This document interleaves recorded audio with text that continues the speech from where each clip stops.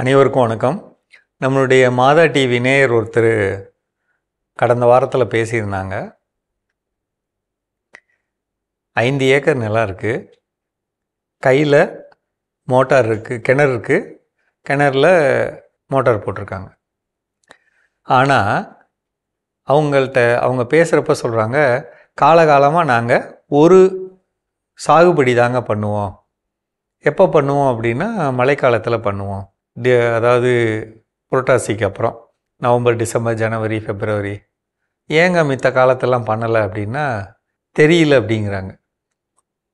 அவங்க அம்மா பொண்ணு 2 பேர் மட்டும் இருக்கிறப்ப இந்த காலம் இல்லாமல் கையில் மோட்டார் இருக்குது, கிணறு இருக்குது, மீத காலத்தில் ஏதாவது ஒரு விவசாயம் பண்ணலாமா?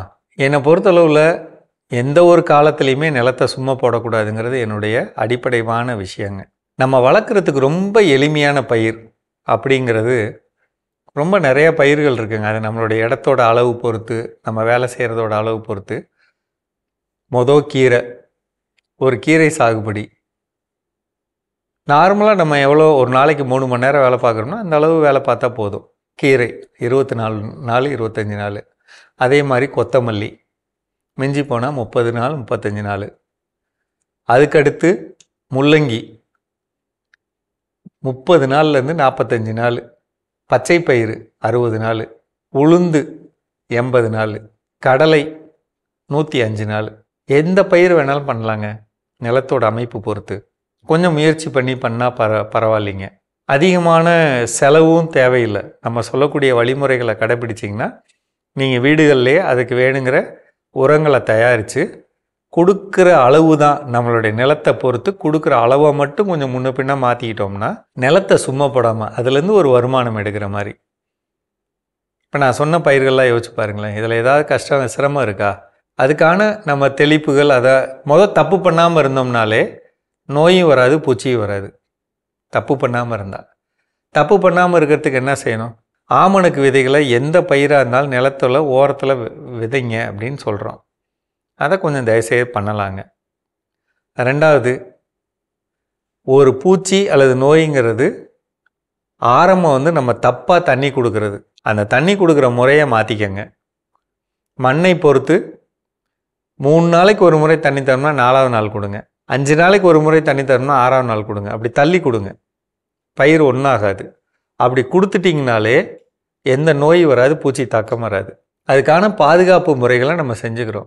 எளிமையான திரவங்கள் 2 திரவம். ஒன்று மீன் அமிலம், அதை நீங்கள் பண்ணிக்கலாம். 1 லிட்டர் தாய் திரவம் வாங்கிட்டு ஒரு ஈயம் கரைசல் வச்சுக்கலாம். ஈயம் கரைசல் தெளித்து வச்சுக்கலாம். மீன் அமிலம் தரைவழி கொடுக்கலாம். ஒரு எளிமையான பூச்சி விரட்டி 200 லிட்டர் தண்ணி, 15 லிட்டர் கோமியம், 15 லிட்டர் மீன் அமிலம், 2 லிட்டர் ஆமணக்கெண்ணெய், இது விளக்கெண்ணெய் கலந்து வச்சுக்கிட்டிங்கன்னா 15 நாள்லேருந்து இதையே தெளிச்சுக்கலாம். இப்போ இந்த அமைப்பில் உங்களுக்கு என்ன சிரமம் வந்துடும் சொல்லுங்கள்? எவ்வளவோ பெண்கள் தமிழ்நாட்டில் கணவனை இழந்த பெண்கள், 1 பிள்ளை வச்சுருக்கேன், 2 பிள்ளை வச்சுருக்கேன், நான் ஒருத்தராக கஷ்டப்படுறேன்னு சொல்கிறவங்களே இந்த மாதிரி விவசாயத்தை அங்கங்கே ரொம்ப சிறப்பாக பண்ணிகிட்ருக்காங்க, லாபகரமாக பண்ணுறாங்க. நம்பிக்கையாக பண்ணுங்க. இந்த மாதா டிவியில் இந்த நிகழ்ச்சி தொடர்றதோட அடிப்படையே என்ன அப்படின்னா, உங்களுக்கு ஒரு நம்பிக்கை கொடுக்கணும். நிலத்தை சும்மா போடக்கூடாது, நிலத்துலேருந்து ஒரு வருமானம் வரணும், தொடர்ச்சியாக நிலத்துலேருந்து ஏதாவது ஒரு காரியம் நீங்கள் பண்ணணுங்கிறதுக்காக தான் இதை நாங்கள் சொல்லிக்கிட்டே இருக்கோம்.